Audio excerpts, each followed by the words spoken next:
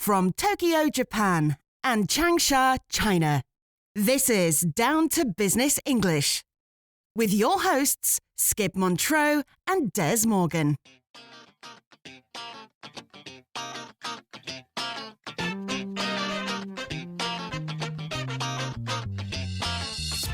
Hello, Skip. Hi, Dez. Did you have a nice Thanksgiving last week? Thanksgiving? What are you talking about? Oh, you're referring to Thanksgiving in the U.S. I thought Canadians celebrate Thanksgiving as well. Well, we do, but not at the same time. American Thanksgiving is celebrated on the fourth Thursday of November. So you're right, Thanksgiving in the U.S. was last week. But it's different in Canada? It is. In Canada, Thanksgiving is celebrated on the second Monday of October. That's much earlier. Why is that? Mainly because harvest season in Canada is earlier than in the U.S. Right, of course. Because of Canada's more northern location, the growing season ends sooner. And because Thanksgiving is all about giving thanks after the annual harvest, it takes place earlier in Canada than in the U.S. Skip, you are a wealth of information. I did not know any of that. Well, you didn't grow up in Canada, so why would you? So, did you have yourself a traditional Canadian Thanksgiving dinner back in October? I'm assuming it's the same kind of food as in the US. Thanksgiving turkey, mashed potato, and of course, pumpkin pie. Well, don't forget the cranberry sauce. Yes, Canadian and American Thanksgiving dinners are very similar. But no, I did not treat myself to a Canadian Thanksgiving back in October. Some of those items are a little difficult to get here in Japan. But not impossible. No, not impossible. But making a Thanksgiving dinner is way more work than I am up to. Oh, I understand. If I was in your shoes, I would probably opt out of Thanksgiving as well. Well, enough small talk. Why don't we fill our listeners in on what today's report is going to be on? Good idea. There's been a lot going on in the world of coffee at the moment, and particularly over at the world's largest coffee chain, Starbucks. There sure has been. So today on Down to Business English, we thought we would take a look at two business stories, both related to coffee. First, I will report on the revolving door of CEOs at Starbucks. And then I will report on a new Chinese entrant into the US coffee shop market. One that will likely be providing Starbucks with some stiff competition as early as next year. So let's do it. Let's get D2B, down to business with Coffee Talk. Starbucks CEO turnover and Luckin's international expansion.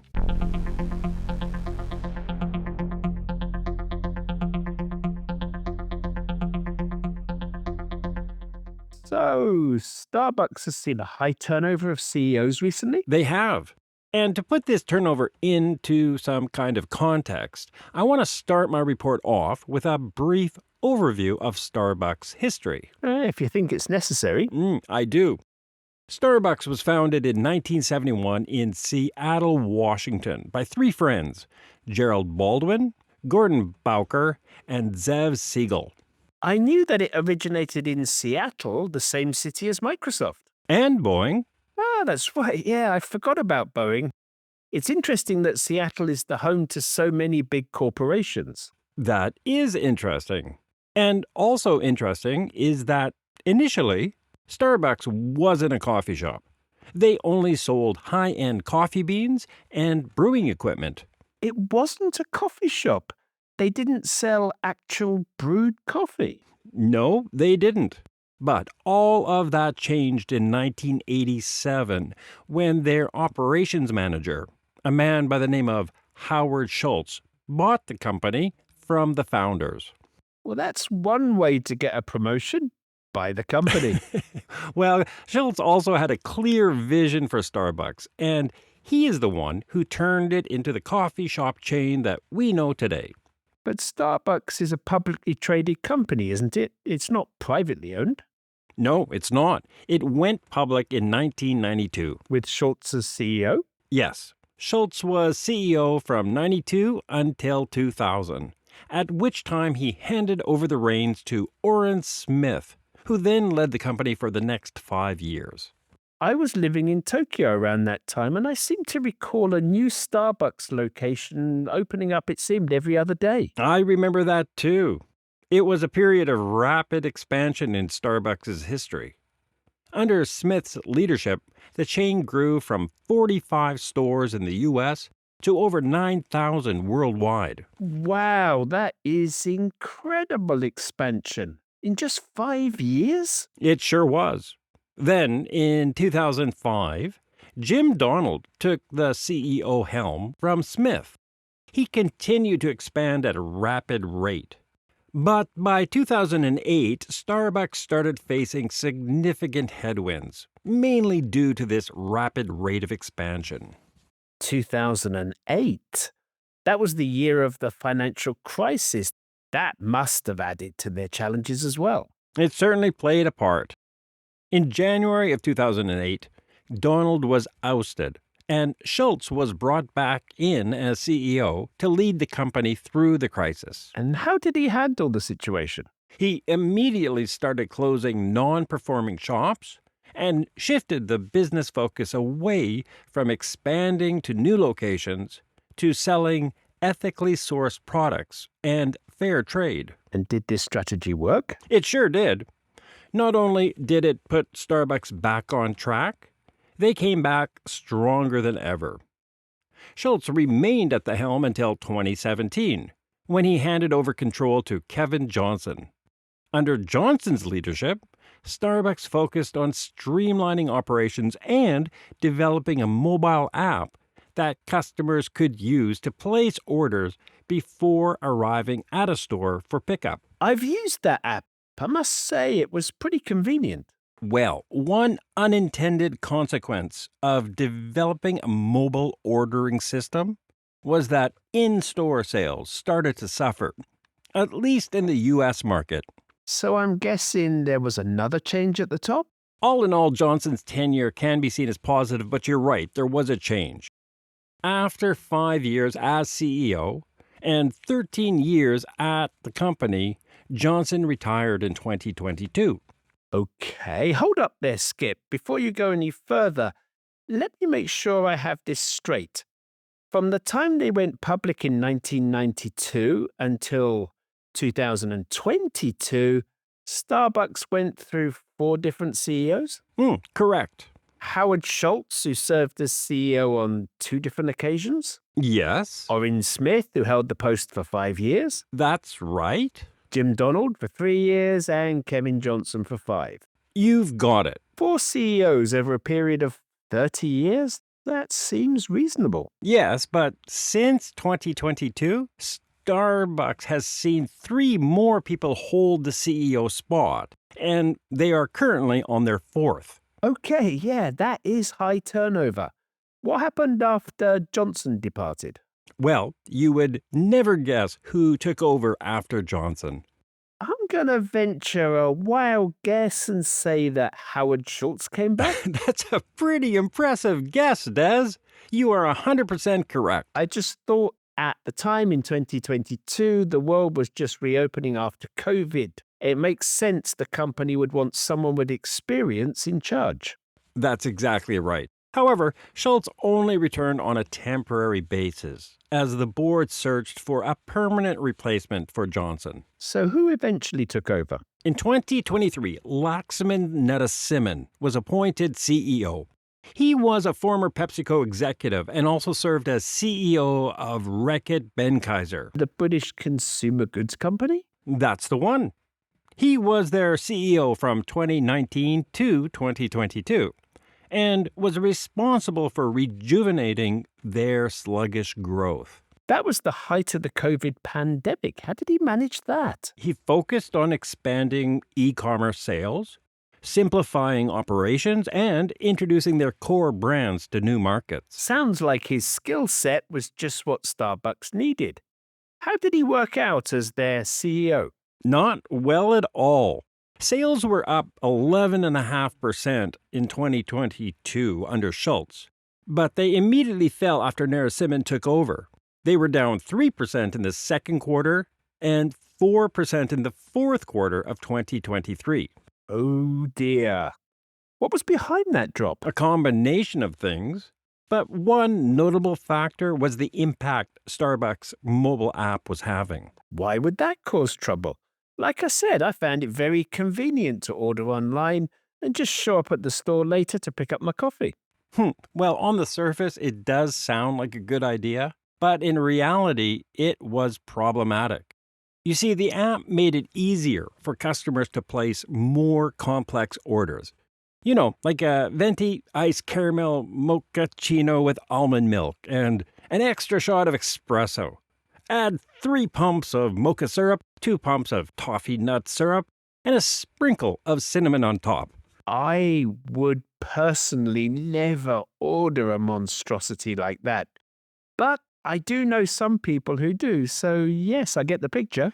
Well, these complicated orders all coming in at the same time resulted in baristas not being able to keep up, and large lines of customers picking up their orders all at once.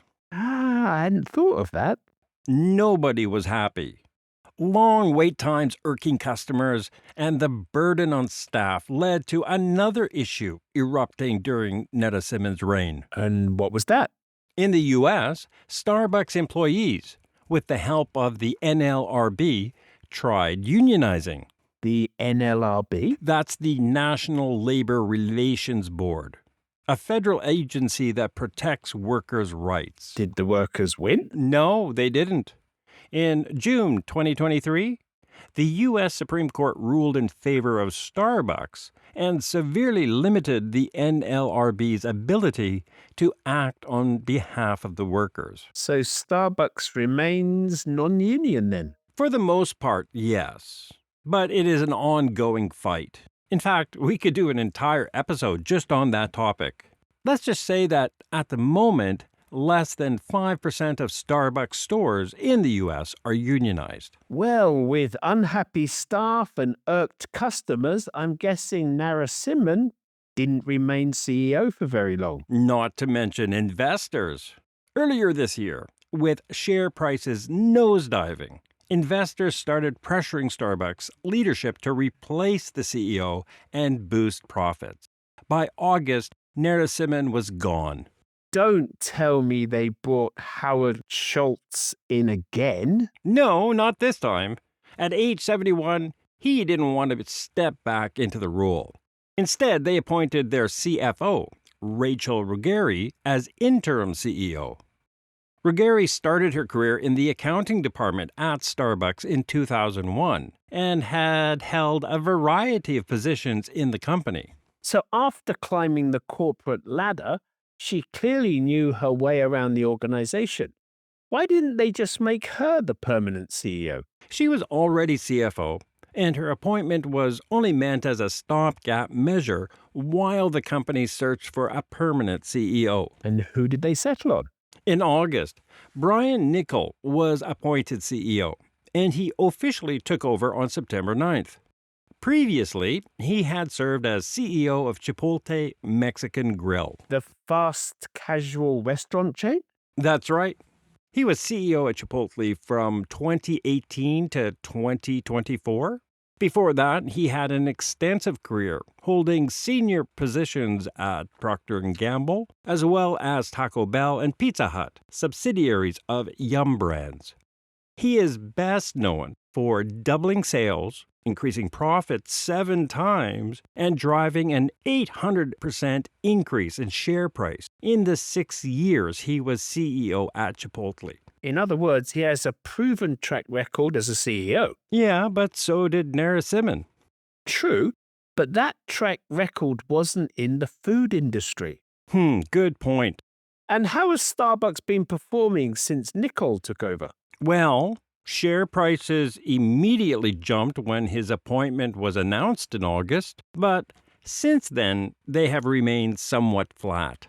Perhaps it's too early to judge how he's doing. True, but he has stated that his strategy is to return Starbucks to its roots by focusing on enhanced customer experience and the concept of the third place. The third place? Yeah, it was a concept introduced by Howard Schultz back when he first started Starbucks. The idea was to make Starbucks a warm and welcoming environment. A third place between home, the first place, and work, the second place, where people could gather, relax, and connect. That sounds like a central part of Starbucks' brand image. Exactly. I guess only time will tell if Nickel can improve Starbucks' situation, but I'm afraid that he's going to face new competition next year in the US. In fact, Starbucks is already facing fierce competition in the Chinese market from this new up-and-coming coffee chain. And who would that be? China's largest coffee chain, Luckin Coffee. Luckin Coffee.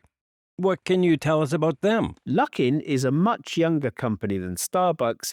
It was founded just 7 years ago in Beijing, but has gone on to become China's leading coffee chain.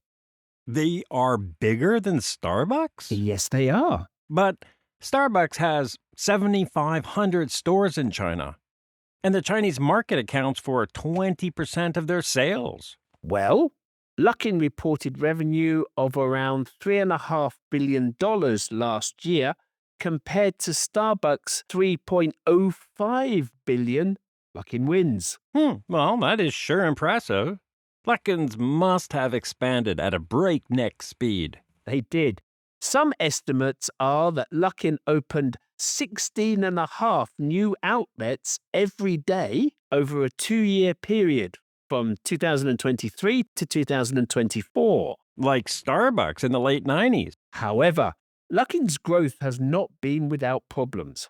For example? In 2020, Luckin admitted that it had inflated their 2019 sales figures by $310 million.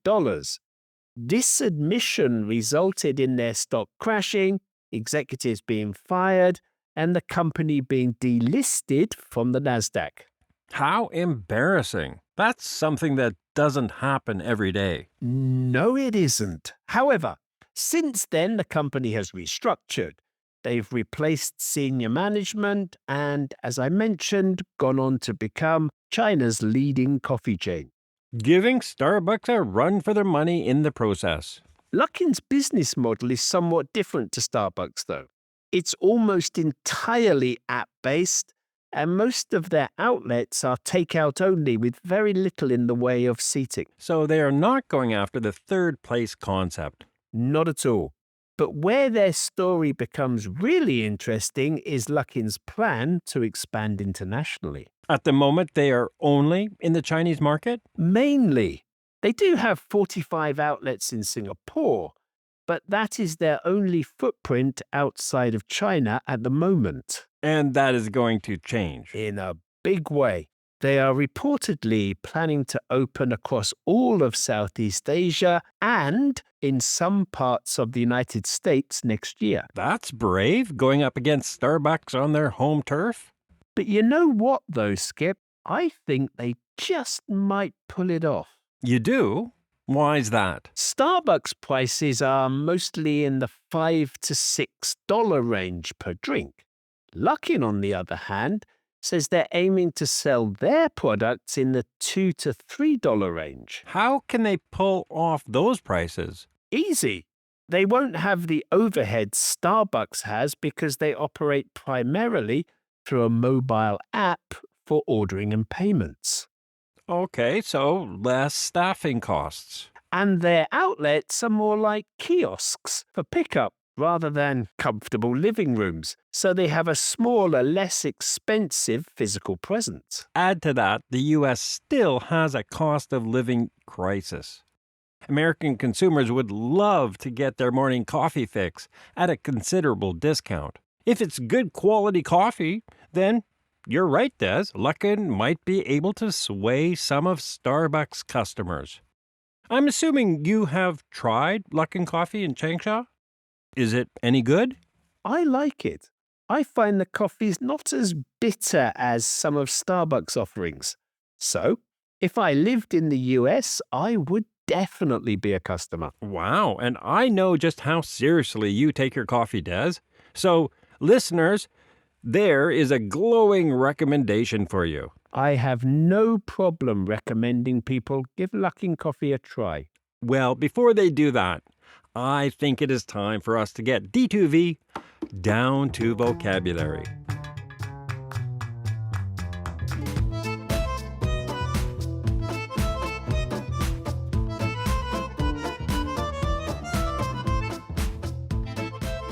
Let's start off today with a very important business term that appears in the title of our episode: turnover. Yes, turnover is an important business term, and it has two very different meanings. One meaning of turnover is the amount of revenue a company takes in over a period of time. For example, Tesla's turnover last year was $96 billion. Turnover can also refer to the rate employees leave a company and are replaced. This is how we used it in the title of today's episode: Starbucks CEO turnover. In other words, our report was on the rate CEOs have been leaving or have been replaced at Starbucks. Our next item on D2V today is the idiomatic expression, a revolving door. Now, we all know what a literal revolving door is. It's the type of door department stores and hotels sometimes have that revolve in a circle as you enter the building.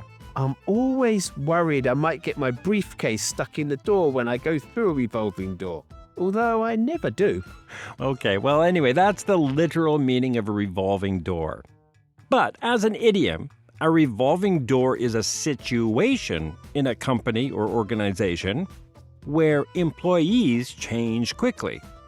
In the introduction to today's episode, I said I would be reporting on the revolving door of CEOs at Starbucks.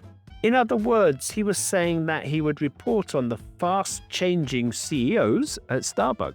Can you give us another example, Des? Sure. Recently, the Premier League football club Chelsea has a reputation of having a revolving door for the post of manager. Is that right? Yeah, they've had 6 managers in the last 2 years. Okay, yes, a revolving door indeed. Moving on. We have the stock market expression to go public. When you say a company goes public, you're saying that it has been listed on a stock exchange. In the story, Skip reported that Starbucks went public in 1992, meaning that was the first time it was listed on the Nasdaq. The opposite of to go public is to be delisted. That's right. In fact, I reported that Luckin Coffee was delisted in 2020. Unlike being delisted, there is often a lot of excitement around a company when it goes public. Of course, it's usually a good investment opportunity when a company goes public. There was a lot of hype when Birkenstock went public last year. Birkenstock, the German shoemaker? That's right. I think the share price has increased something like 50% since going public. Oh, I guess the hype was valid. Our final word for today is the verb to irk. When you say something irks you, or you are irked by something, you are communicating it annoys you. In the story, I commented that Starbucks customers were irked by waiting in long lines to pick up the orders they had made on the mobile app. And who isn't annoyed waiting in line? I can't stand waiting in line. The adjective form of irk is irksome, and it's quite a high-frequency word. Can you give us an example? Well, even though I like their coffee, I must say that Luckin Coffee's app is quite irksome. It's constantly sending me ads and special offers. Well, what's so irksome about that? Don't you like getting discounts? Unfortunately, though, they're all in Chinese, so I can't read them. Okay, I completely understand that. Well, it might be worthwhile taking some Chinese classes then.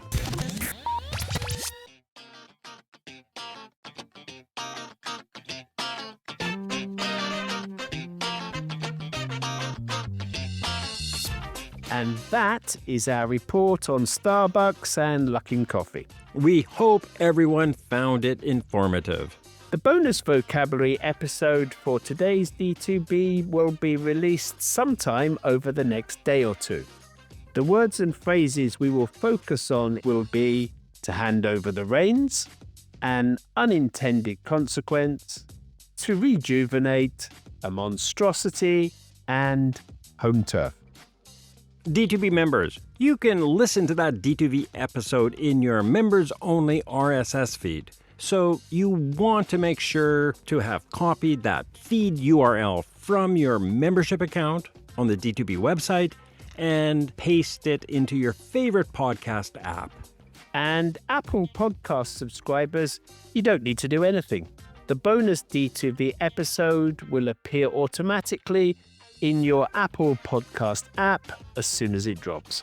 And if you are not a D2B member or Apple subscriber, and you find Down to Business English useful in your English studies, consider becoming a D2B member or Apple subscriber today. To become a D2B member directly through our website, just go to d2benglish.com/membership and sign up today. And to subscribe through Apple Podcasts, just visit the Down to Business English show page in the Apple Podcast app and click on the subscribe button. Thanks for listening, everyone. See you next time. Bye-bye.